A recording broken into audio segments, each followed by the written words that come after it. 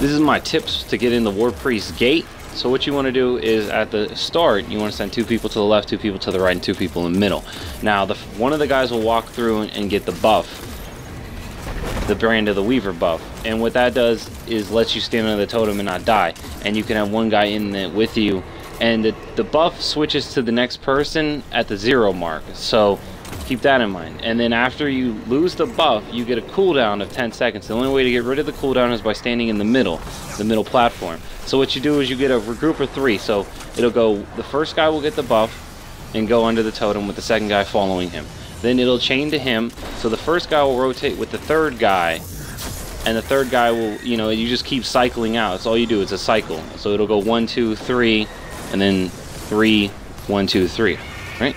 Anyways, so that's how you do that part. And so you just want to constantly be shooting ads the entire time and not letting them overrun you in any spot at all. And this was a really good boss. This is a really good fight. This is fucking exactly what I wanted. The Warpriest fight is really fucking good. The Ogre fight is really good so far. We suck, so that's as far as we got so far. But we're gonna keep banging them out. Let me know if you want to see any more guides on this. There's probably a bunch of other people doing it, but you know, here's my take on it, because I'm me, and I'm not a ferg. Where am I? Anyways, so yeah, as you can see here, you just keep cycling out.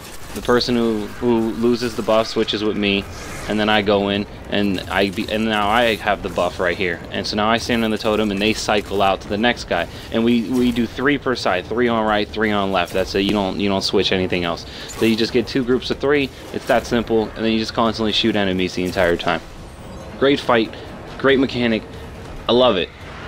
As you can see here, I think I get the perfection bonus on my sniper.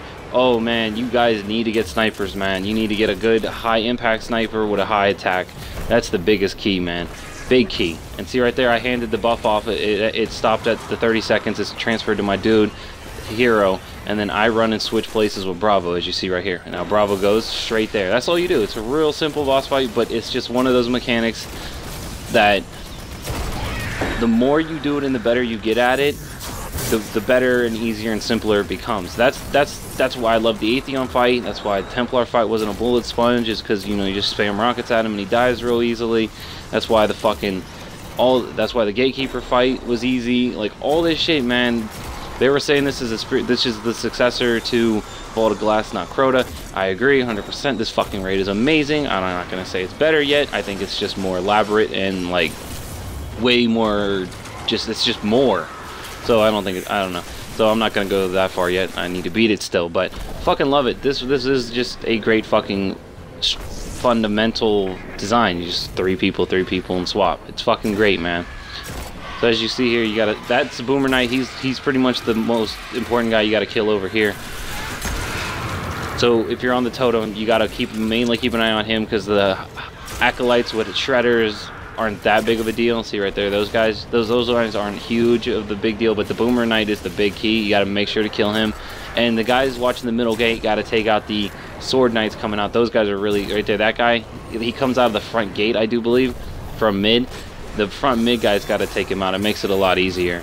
And as you can see here, if you got your super using on the Boomer Knight, that's the Knights are the main important guys to take out. You know, Thralls are 1 to 2 melees. You know, Acolytes, you shouldn't be able to kill you. You can kill them with your primary and like 1 shot to the head. They're not the big deal. The big deal is the Wizards and the Knights. So just make sure if you see them, you take them out and get your coordination down. As you see here, I told the other guy that was in mid with me to stay on the plate. I'm going to use the sword and do some sword work. That's another strat. Swords are, you know, really fucking good right now, since rockets and LMGs kind of suck. So if you can get coordination down, just have one guy be the raw power slayer guy like me, and I just ran in and put some work in. I was doing that in one of our like failed attempts. I was just destroying shit coming out of the door. So that's the key. This fight doesn't last that long either. You just do it real quick. It's like a couple cycles and then it's over, and it's fucking awesome, man.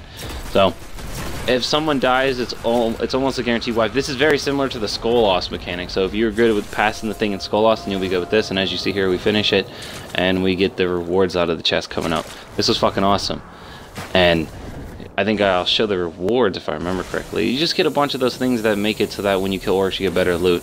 See? Right there. And some more support. This has been Gangster, and let me know if you want to hear more vids from me. So keep it G.